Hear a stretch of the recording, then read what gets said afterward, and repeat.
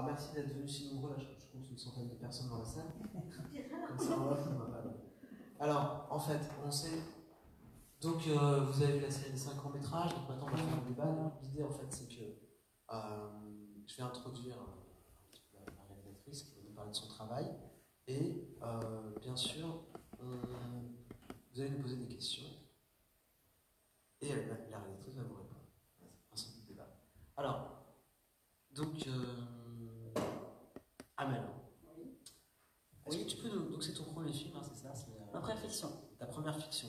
Ta première fiction, ça veut dire quoi? C'est-à-dire qu'auparavant, tu as déjà fait un travail plutôt documentaire. Exactement.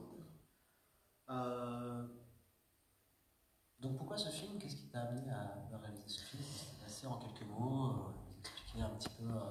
Black Mamba, déjà ce nom, c'est un peu bizarre. Black Mamba, qu'est-ce que ça veut dire?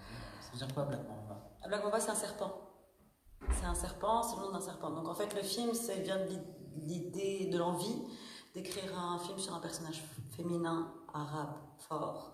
Et donc, c'est de là qu'est née l'envie d'écrire le film. Et j'avais envie d'opposer un peu la violence que les femmes tunisiennes et que les femmes en général peuvent ressentir à la violence de la boxe. Et c'est comme ça qu'est née l'envie d'écrire ce film, et c'est comme ça qu'est née l'idée du film. Et Black Mamba, c'est pour 2 raisons. Donc c'est un serpent, et donc un serpent connu pour sa rapidité, donc c'était relié évidemment à ses talents de boxeuse. Et c'est aussi un clin d'œil qui me fait plaisir qu'à moi, mais c'est pas grave, du film de Tarantino, Kill Bill, où Uma Thurman, ils ont tous des surnoms, je sais pas si vous vous rappelez, et le surnom de Uma Thurman, c'est c'est Black Mamba. C'est pour ça qu'il s'appelle Black Mamba. D'accord. Le choix de la comédienne, ça s'est fait facilement? Comment ça s'est... Alors, le choix de la comédienne... quand même pas mal Oui, je suis très contente du travail de la comédienne, elle a eu plusieurs prix pour ce film. Moi, la question, c'est comment vous êtes rencontrés? Alors, je faisais le casting de Maktoub My Love d'Abdelatif Keshish, et elle est venue au casting du film. Et j'en ai profité pour faire mon propre casting, parce que Abdelatif Keshish caste 90% de la population tunisienne. Donc j'ai vu beaucoup de gens passer, et donc Sarah, elle est venue pour un rôle, et dès qu'elle est rentrée dans la pièce, elle m'a énormément plu. Elle dégage quelque chose, un certain charisme et une certaine force qui m'a tout de suite plu, et en la castant, je l'ai un peu castée pour mon film à moi, et du coup j'ai gardé son contact, et quand je suis arrivée au niveau des castings, j'avais déjà elle en tête. Ma production m'a bien poussée à faire un casting pour voir d'autres personnes, mais je savais que c'était elle, j'ai vu d'autres personnes, et en fin de compte c'est quand même revenu vers elle. On est très contents. Elle a fait 1 mois de boxe avant de faire le film. Elle a fait des cours de boxe, et ensuite c'est une chorégraphie, donc elle a appris la chorégraphie. Et voilà, et donc ça a été compliqué, ça a été un travail, parce que je pense qu'il y a des étudiants en théâtre, c'est ça, qui sont là. Oui, alors elle a fait, donc je parlais de ça, des coachs, des comédiens, des étudiants, des publics assez variés. Donc en fait c'était assez compliqué de travailler la boxe avec elle, parce que quand on est acteur, on travaille beaucoup avec son visage, et elle avait donc très peur quand l'autre comédienne, qui est en fait une vraie boxeuse, lançait les coups. Donc elle fermait les yeux, elle reculait. C'est ça le plus dur à travailler. C'était vraiment la confiance qu'elle devait avoir en l'autre boxeuse, qui s'appelle Asma. Et donc on n'arrêtait pas de dire à Sarah, il faut que tu fasses confiance à Asma, que quand elle va asséner le coup, elle va vraiment gérer sa force. Moi je boxe très bien. Donc on a fait un gros travail sur ça, sur la confiance entre les 2 actrices. Mais on a une doublure qui s'appelle Eya. Mais si, on en parle bien sûr. On n'en parle pas avant, mais on en parle après. Une doublure qui fait... donc on a tous les plans qu'on fait avec Sarah, on les refait avec la doublure. C'est pas elle qui boxe? C'est elle qui boxe, mais pas tout le temps. Il y a certains plans, en gros, si on voit pas sa tête, c'est que c'est pas elle. Parce que la boxe, si tu mets le coude là, c'est que c'est pas au bon endroit, si tu mets le coude là, c'est pas au bon endroit, et je voulais vraiment quelque chose de réaliste. Donc dès qu'on est sur elle, c'est ça, et d'ailleurs en général on est proche, et dès qu'on est en large, c'est plutôt Eya. Tu as pas fait de boxe, hein? J'ai pas fait de boxe, non. Oui, pourtant, je me suis beaucoup battue dans les... Donc voilà, on apprend au passage que tu as réalisé des documentaires, plutôt des films, on va dire, un peu institutionnels. Ouais. puis en parallèle, en fait, tu as travaillé pas mal comme assistante avec des réalisateurs, des réalisatrices assez connus. Oui, j'ai eu la chance de... Donc parmi les réalisateurs et réalisatrices assez connus... donc il y a Keshish, il y a Assayas, il y a Mehdi Benatia. Mehdi Benatia qui a fait Je ne suis pas mort, L'amour des hommes, le film. Je ne suis pas mort, qui n'est pas passé ici en Tunisie, mais L'amour des hommes est passé. Avec Afzi Arzi. Et avec donc, comme on a dit au début, Raja Amari. Raja Amari qui a fait Corps étrangers, toujours avec Sarah Abachi. Voilà. Donc j'ai fait comme ça aussi des petits jobs d'assistant quand j'étais à Paris, ce qu'on appelle des renforts, des choses comme ça.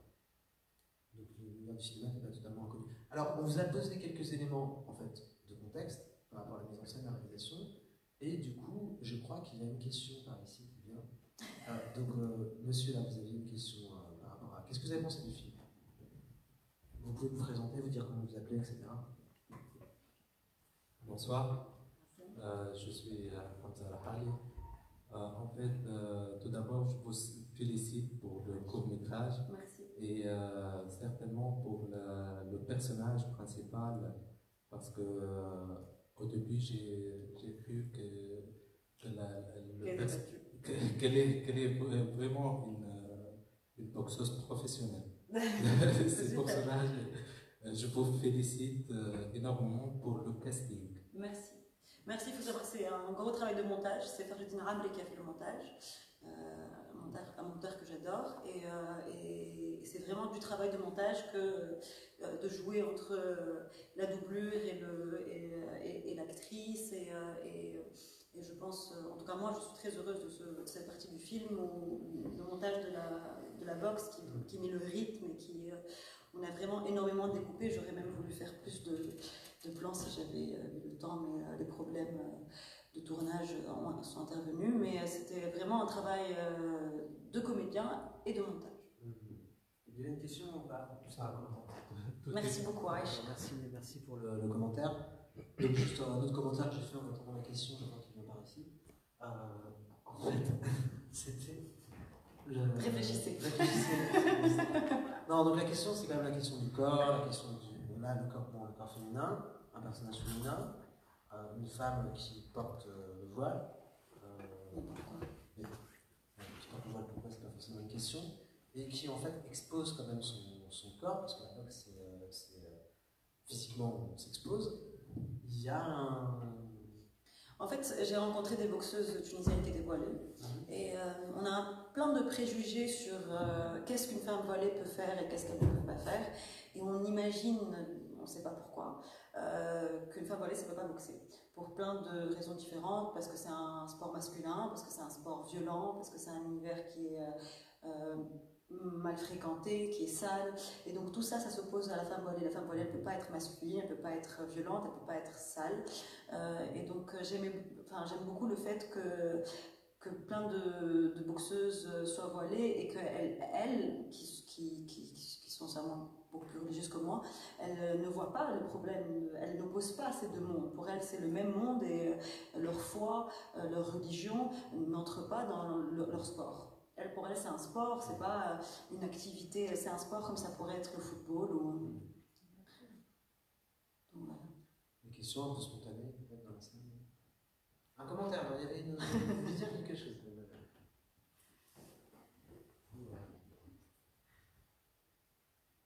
D'abord, je me présente, je m'appelle Malki.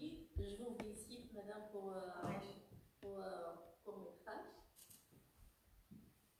Merci. Alors, vous avez pensé quoi de... C'était quoi la question? Vous avez aimé le personnage? Oui. Pourquoi? Pourquoi? Alors, je fais un peu le tour de... Nous avons la chance d'avoir dans la salle un spécialiste de ce qui est coaching. D'accord. J'aimerais bien avoir son avis un peu sur ce court-métrage. Donc, si vous pouvez vous présenter et nous dire un peu votre ressenti par rapport au métrage. Moi, j'ai découvert un univers, la boxe féminine ici, donc ça m'a vraiment intéressé. Après, est-ce que tu as des projets pour le futur par rapport à ça? Est-ce que ça... D'abord, il y a une chose que je voulais savoir, en termes de comment on a les comédiennes ici, j'imagine c'est ça, hein, Toi qui en vois beaucoup dans les castings, tout ça, est-ce que tu aurais déjà des conseils à leur donner? Parce que tu as dit, elle est rentrée, c'était elle, comme si ça se faisait en quelques secondes. Alors, est-ce qu'il y a des choses à faire ou à ne pas faire, ou alors il faut simplement te laisser agir et dire comment on est? Alors c'est un avis tout à fait personnel et c'est un point de vue tout à fait personnel qui n'est pas partagé et qui peut ne pas être partagé. Moi je trouve que la télé tunisienne, elle tue l'acteur. On est on surjoue constamment et surtout on est surtout dans la mimique. Donc énormément dans les castings que j'ai fait, si on veut demander, alors c'est pas ça que je fais en casting, mais on va le faire très basique, si je dis fais la tristesse, et ben tout va passer par la mimique. Ça veut dire on est toujours comme ça, en train de bouger son visage, etc. Et moi personnellement ça élimine directement le comédien. Je demande bizarrement à mes acteurs d'essayer si c'est une scène triste, ben, de surtout pas pleurer, de surtout pas aller dans... Donc c'est vraiment, selon moi, il y a un très mauvais travail, parce que c'est du travail de télé, d'expression et pas d'émotion. Micro je pense que vraiment, si j'ai un conseil à donner aux comédiens, c'est vraiment travailler sur l'émotion et de complètement oublier leur visage qui trahit une surjoue, c'est pas ça peut se dire, continuelle. Donc c'est ça que je donnerais comme conseil. Tu as d'autres projets? J'ai d'autres projets, j'ai un court métrage en mars, Inch'Allah, avec toujours, Inch'Allah, toujours. Sur deux petites filles qui s'appellent Comme des garçons, qui parlent aussi, alors qui n'est pas du tout le même sujet, mais qui est le même thème, qui est la liberté de la femme, et un long métrage, j'espère, si j'arrive à le financer, en 2020. Et j'ai une autre question, par exemple, tu as dit un travail de montage, est-ce que à l'écriture, il n'était pas spécialement monté comme ça, j'imagine? Alors la box, si. La box était écrit, visualisé, ça c'est sûr. Ça c'est sûr. Par contre, au début du film, il y a toute une séquence qui est maintenant devenue une séquence de flashback avec la mère, qui était en réalité une vraie séquence. Et en montage, la mère tunisienne est très difficile à jouer. C'est un rôle très difficile à gérer parce qu'à la base, la mère tunisienne, dans la vie, elle est caricaturale. C'est un personnage de la vie caricatural. Nos mères, à toutes, elles sont comme ça. Elles sont too much, c'est comme ça qu'elles sont. Donc du coup, quand on demande à quelqu'un de jouer la mère, automatiquement, il y a une sorte d'excès dans le jeu qui est très difficile à enlever. Donc ça veut dire que si la mère est trop plate, on dit c'est pas une mère tunisienne, il y a un problème quelque part. Donc déjà, j'avais un problème ensuite quand je regardais les rushs avec le jeu de l'actrice, qui était très bien au casting pourtant, mais et sur le plateau, j'avais pas le sentiment, mais au montage, je l'ai eu.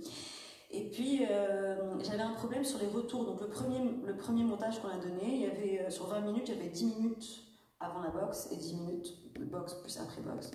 Et beaucoup de personnes me disaient « Ah, je pensais que c'était encore un film sur les femmes battues et je pensais que ça allait être encore un film comme ça. » Et en fait, compte, non, c'était super.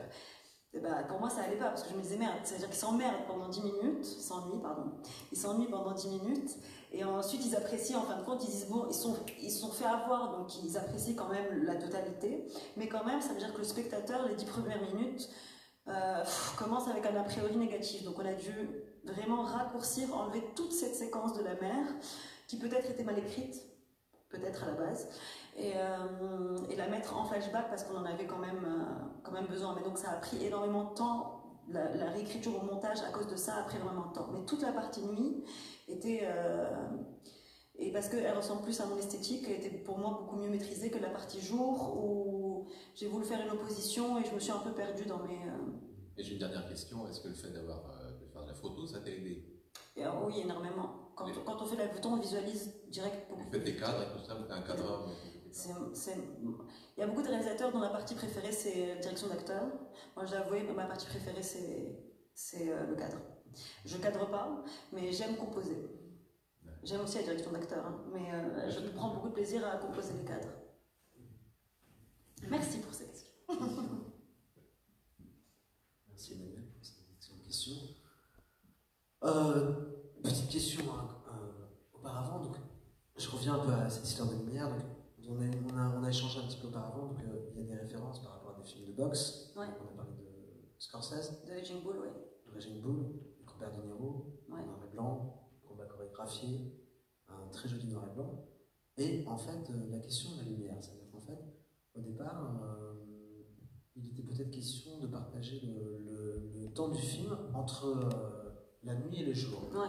Donc 50% jour, 50% nuit, comme ça se passe souvent dans la vie quotidienne. Et finalement, ce schéma de 50% jour, 50% nuit a été dérangé, a été bousculé. Pourquoi? Parce que Entre autres, à cause de la ça se comédienne. passe beaucoup la nuit. Hein. Oui, entre autres, à cause de la comédienne, ce que je viens de dire. Et aussi parce que. À cause de la comédienne. À cause de la mère qui prenait une grande partie du jour et qui a été enlevée.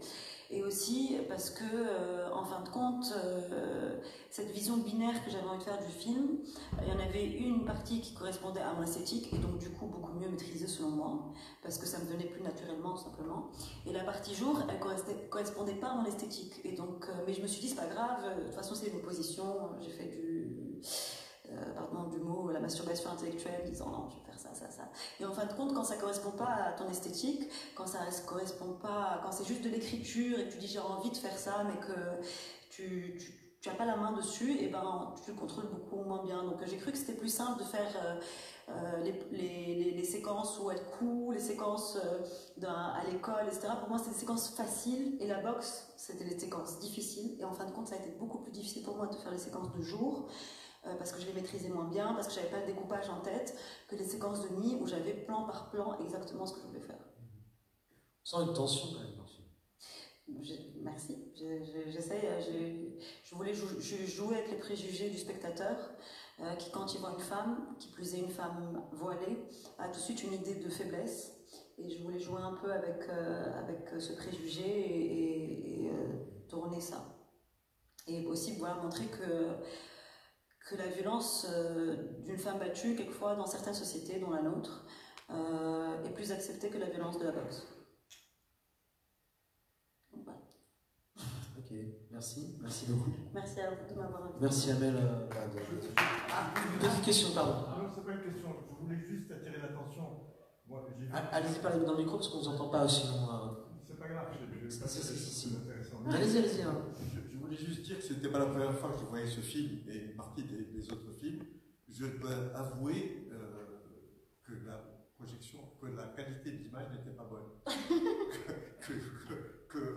Qu'en fait, quand Amel parlait de jour et de nuit, il faut qu'elle sache qu'aujourd'hui tout se passait dans un demi-jour, demi-nuit. Il paraît, on m'a dit ça en sortant de la salle. Je vais me plaindre à l'IFT. Non, mais c'est d'autant plus vrai que c'était le cas de tous les courts-métrages, à part il y en avait un qui était à peu près éclairé normalement, mais tous les autres étaient dans cette espèce, je sais pas, vous n'avez pas eu cette impression que c'était dans une espèce de projecteur au réglage. de clair-obscur. Moi, en tout cas, je l'ai ressenti. Je ne connais pas ce monsieur.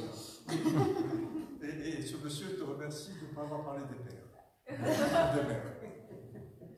Merci, on va étudier la question pour voir ce qui se passe. Je pense que c'est une histoire d'éclairage, effectivement, d'écran. Donc, merci Amel. Merci à vous. On peut applaudir la réalisatrice. Hein.